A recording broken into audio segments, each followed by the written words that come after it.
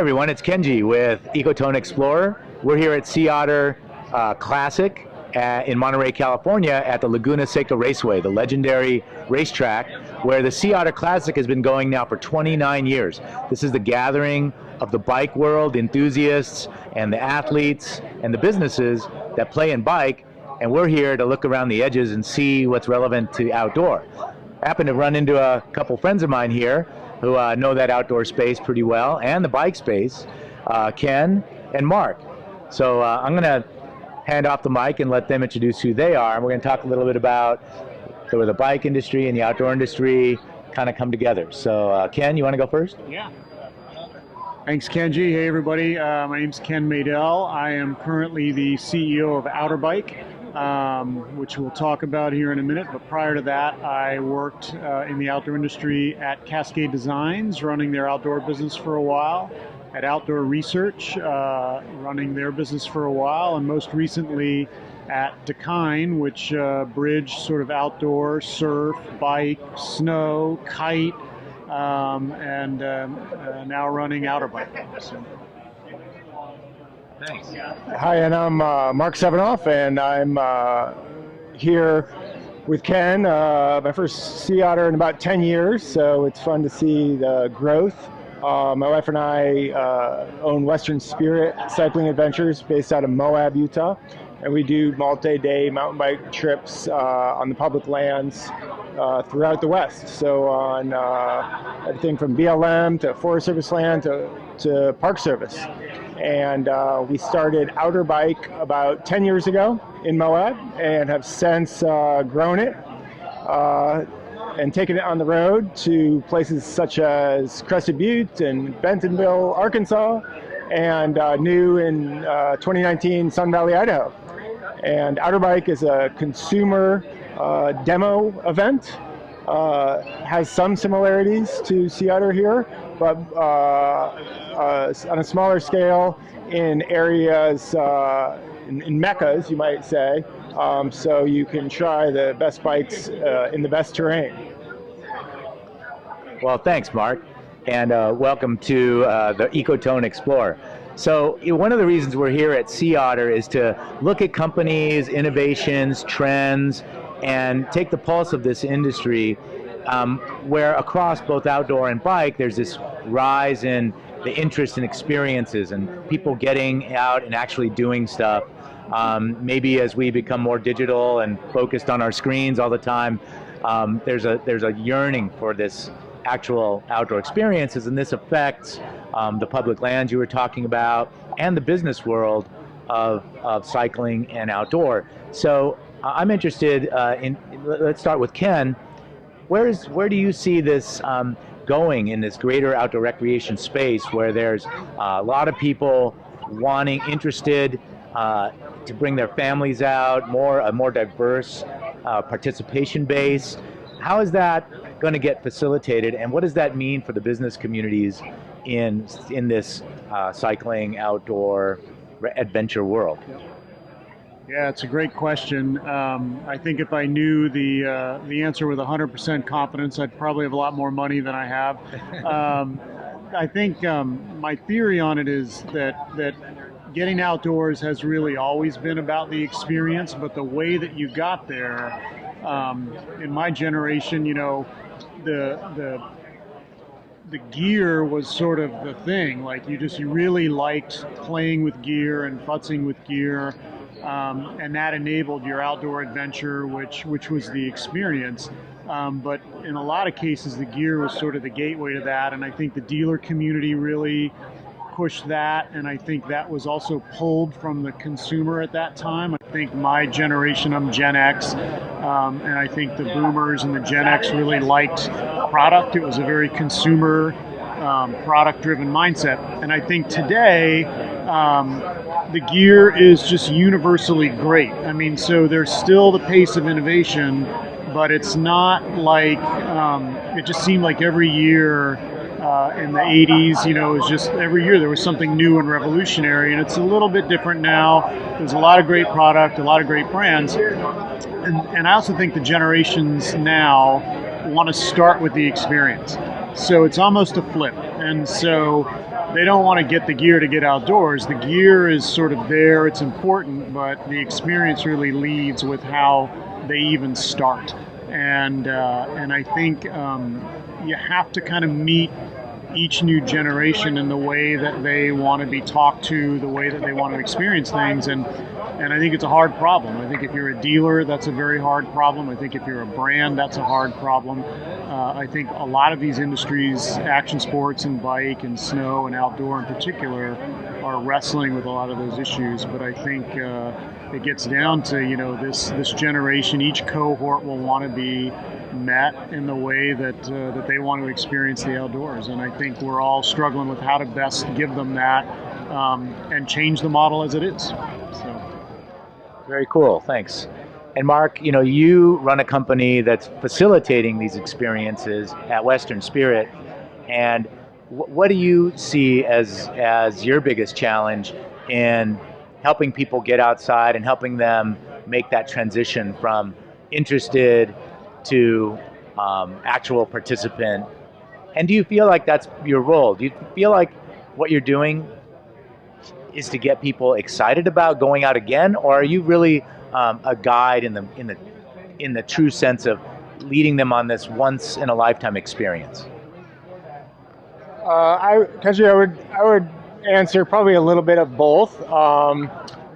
Some of our product hasn't changed much, if at all, in 30 years. We'll be 30 coming up next year. Take, for example, our White Rim trip in Canyonlands National Park. We're amongst 5 concessionaires who the Park Service allows us to be stewards of the land and take people on 4 or 5 day commercial trips. And they trust us in being good stewards and educating our clients. At the same time, we're guides and we're chefs and we're bike mechanics and everything.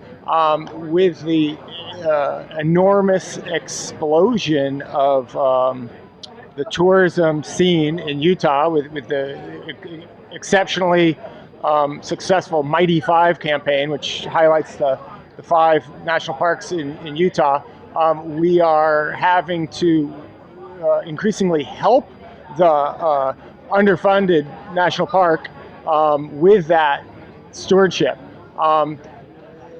We are looking to always, like, we have an incredible return client ratio, but we're continually looking for new people, and that part is actually a little easier because people are, I believe, looking for those experiences now.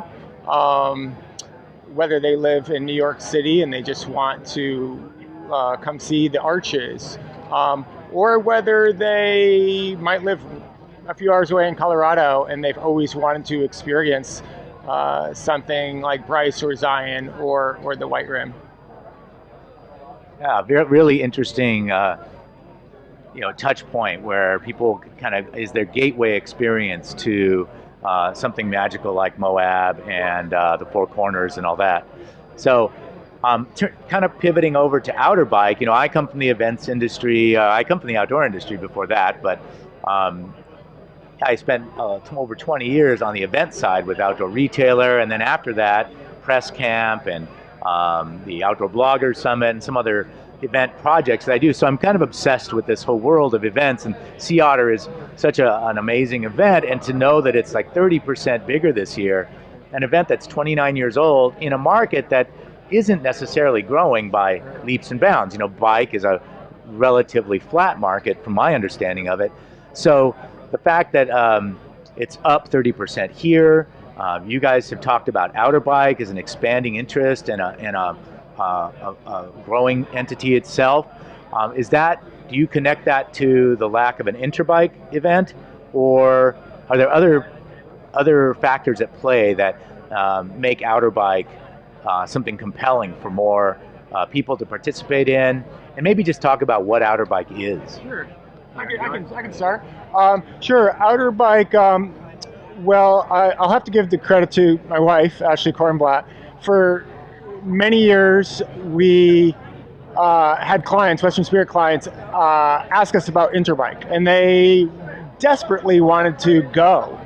And we would explain it's a dealer-only show, it's a trade show, and yeah, maybe we could sneak you in the back door, but it wasn't open to consumers at the time. And her, in her infinite wisdom, realized that many of these companies busted their butts to get big demo fleets ready for Vegas, and then after Vegas, the demo fleets weren't getting used entirely to their best use. They sat around a little bit. So she decided, let's get them up to Moab for a couple weeks later. They're close by. We're only 6-7 hours away.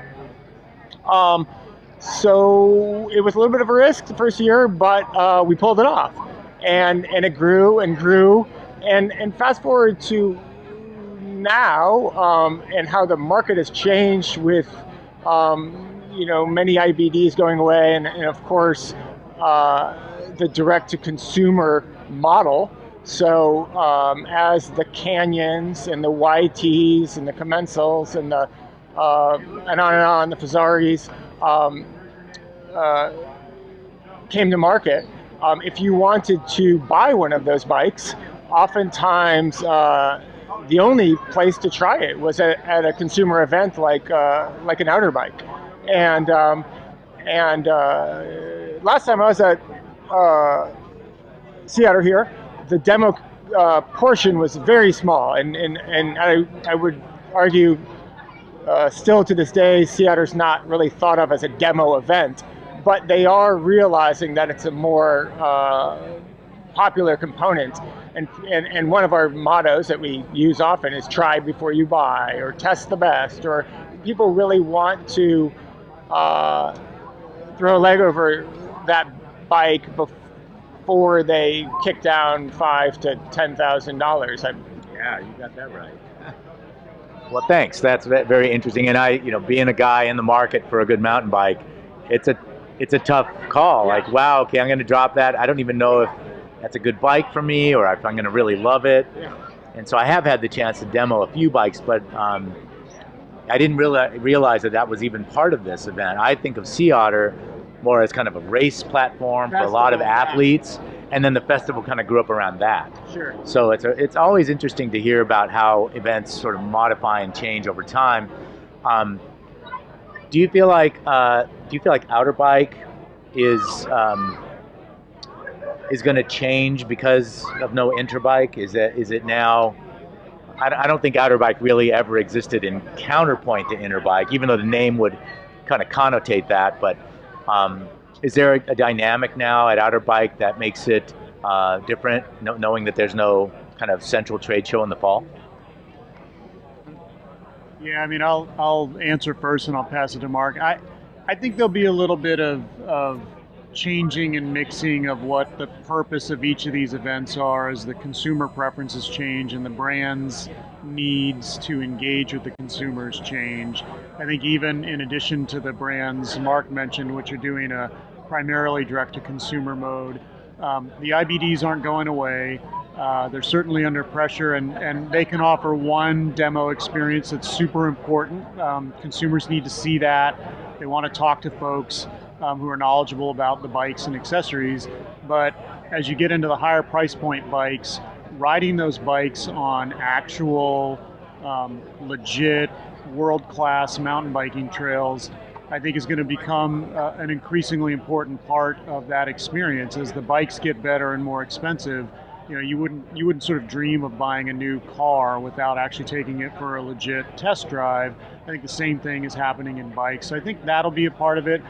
And then I think as the consumers increasingly demand that experience and the brands respond, there'll be a natural, organic B2B component in those conversations around meeting the consumer in the new way that they want to experience the bikes before they buy them. And but I don't, part that won't change is I think having Outer Bike be a very focused event around consumers who are really interested in buying bikes, riding on the best trails, That won't change. I think what we'll see increasingly more of with Outer Bike is enlarging the pool of people who are interested in buying bikes at that level. I think as Interbike fades away, I think as the trade sort of reacts to this new consumer, we have a really interesting opportunity to play a meaningful part in growing the number of participants in the sport at that level. And I think, as we were discussing before, I think this new group of consumers wants to start with the experience. They want to start riding in Sun Valley before they decide if they want to buy a bike. And that's a different approach, and I don't know that everybody is going to think like that, but increasingly we're seeing that more and more is they want that experience to start. So, I don't know. Yeah, I think you nailed it, Ken. And honestly, we have it pretty easy. I mean, who wouldn't want to come to Moab in the fall and ride bikes? Whether you're truly shopping for a new bike or not, it's going to get you excited. Or Sun Valley on the solstice, or you know, on and on, Crested Butte, Bentonville. So we're Interbike, you know, had some detractors because it was in Vegas, and love it or not, people don't necessarily think of Vegas as a place to ride bikes. Sure, there's actually some great riding in Bootleg Canyon, but people, you know, Moab it's not called Mecca for a reason. Well, let's talk a little bit about that. I know only enough to be dangerous, but I know that Moab has been heavily impacted by sort of becoming this world famous place to go mountain biking. And there's just a massive amount of people, from what I know, that kind of, you know, end up there and they're queuing up to ride the same trails. And so and this is something that is definitely echoed in the outdoor side and I see it in Joshua Tree as an advocate for climbing, just the doubling of visitation in 4 or 5 years, driven a lot in the outdoor world by the rock gyms that are teaching people about climbing. And a lot of them hear about Joshua Tree, and it's only 2.5 hours away from 14 million people between San Diego, Orange County, and LA.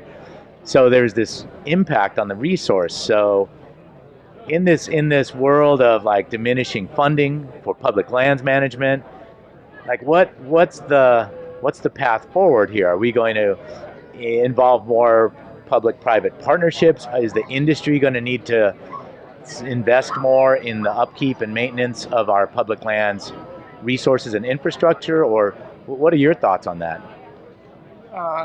Yes and yes. The industry should, you know, invest as much as they can. But we are lucky in many of the places we operate in that there's fantastic trail groups. In Moab, we have Trail Mix. In Crested Butte, we have the Crested Butte Mountain Bike Association. And it's a great time to be alive, to be a mountain biker. There's a lot of exciting things happening, whether it's with IMBA and their newest program, More Trails Close to Home, or with all the smaller clubs out there. Moab, for example, we had, ever since the beginning, we had all these epics, huge 4 or 5 hour loops, and they're never going to go away. But what we didn't have was lots of beginner-friendly, small, kind of stacked loop system, and that's actually ideal for an event like Outer Bike, a stacked loop system where you have a 3 mile, a 6 mile, a 9 mile loop, and people can do that half-hour test lap.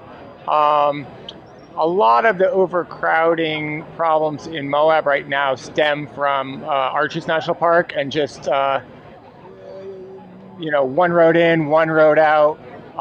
There's many studies happening right now, whether it's going to be a reservation system or a mass transit system patterned after Zion. But we are learning from some of Zion's mistakes, and Zion will hopefully learn from some of ours.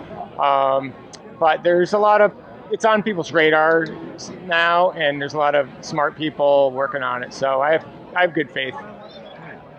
Awesome. You have I would say a slightly different perspective around the same issue as the Instagram effect. I think that it comes up a lot in outdoor, a little less in mountain biking, but where you see people with a lot of influential follower lists are going out and taking Instagram worthy photos in the outdoors, and then all of a sudden that becomes the place everybody wants to be. And there's a lot of hand wringing sort of in the press, and people get sort of a little bit upset about that. And I understand that, but I also feel like these are our public lands, right? I mean, they're yours, they're mine, they're So sort far, of they're still on. yeah. I mean, it's kind of we'll sort of cross our fingers and hope that stays that way.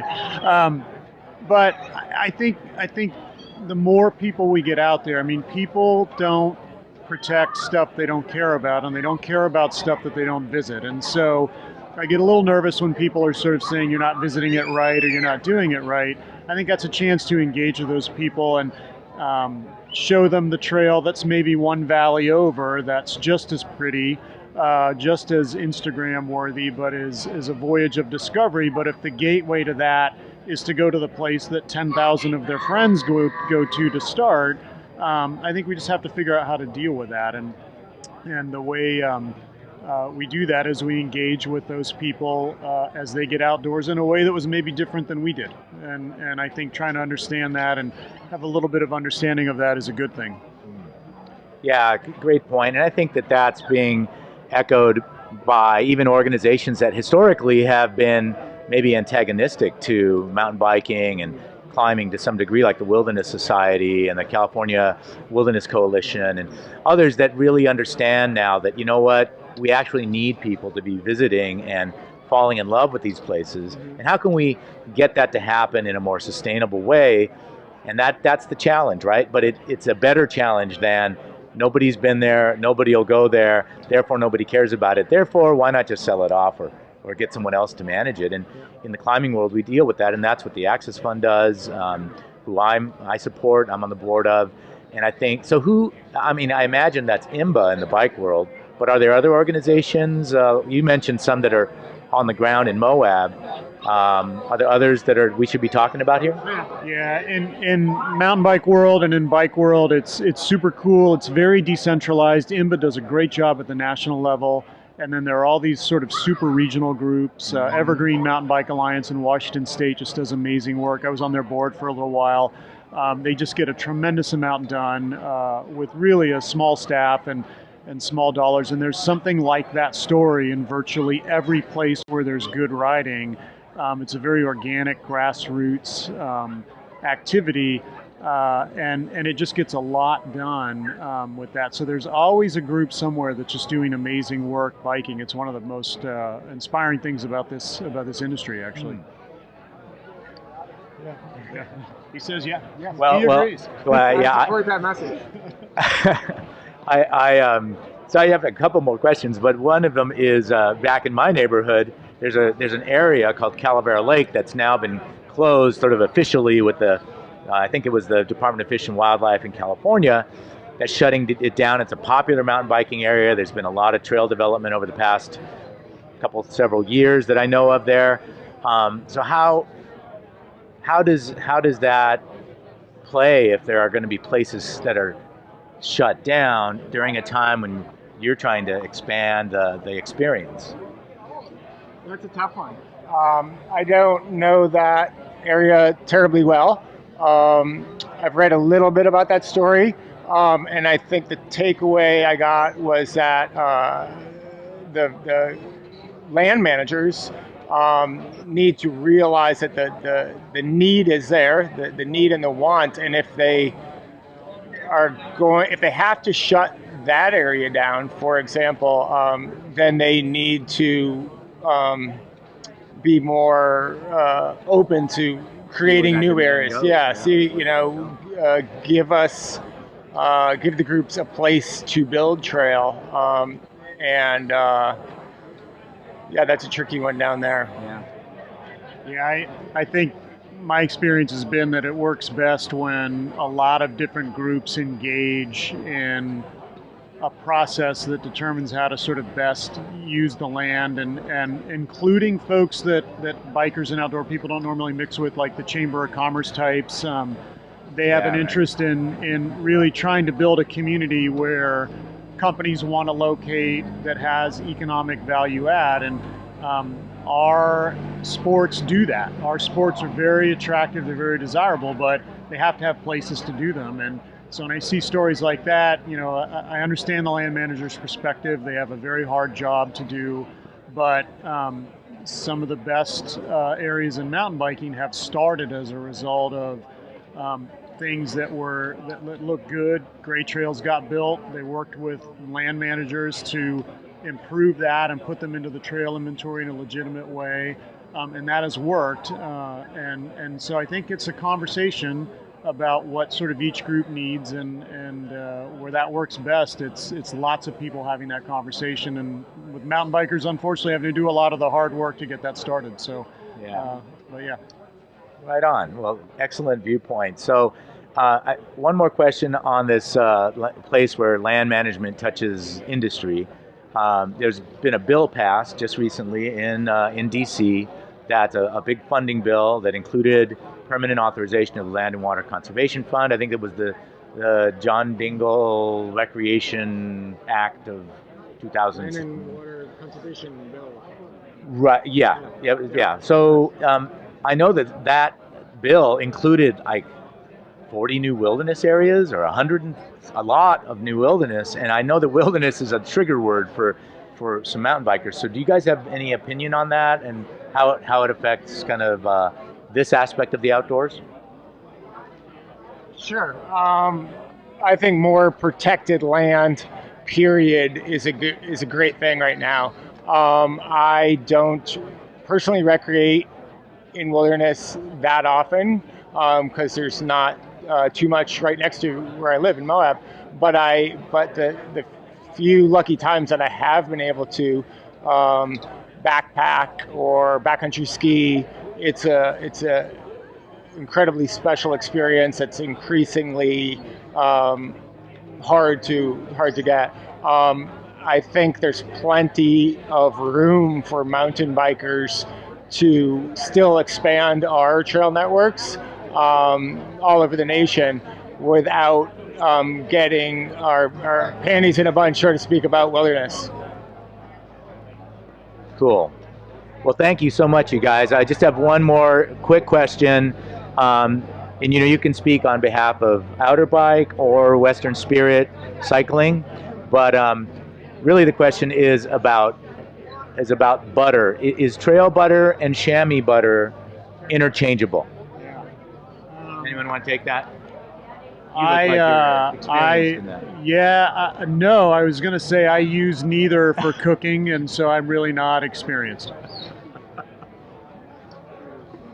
So is trail butter actually like Land O'Lakes? All I know is that when margarine went out, Can't believe and sugar became the new number one enemy. I know how that ended. Hey guys, well, thanks a lot. Thanks for hanging with me and letting us move around and talk a little bit about where the places that outdoor and cycling come together. Outer Bike. If people want to learn more about Outer Bike, is it just outerbike.com? Outerbike.com. Outerbike.com. Follow us on Instagram, Facebook, or go to the website and see all the dates and sign up. All right, one of the best bikes and the best trails. Yeah, no kidding, right? Yep. I want to go now. And Western Spirit Cycling Adventures, how do they find that? Same thing, westernspirit.com. We are based out of Moab. We're there in our office. Give them a call, talk to a guide. It's better with a guide. It's better. Well, thanks a lot, guys. Again, Kenji here with Ecotone Explorer. We're here at the Sea Otter Classic in Laguna Seca's Raceway, Monterey, California. We'll see you around the Sea Otter here.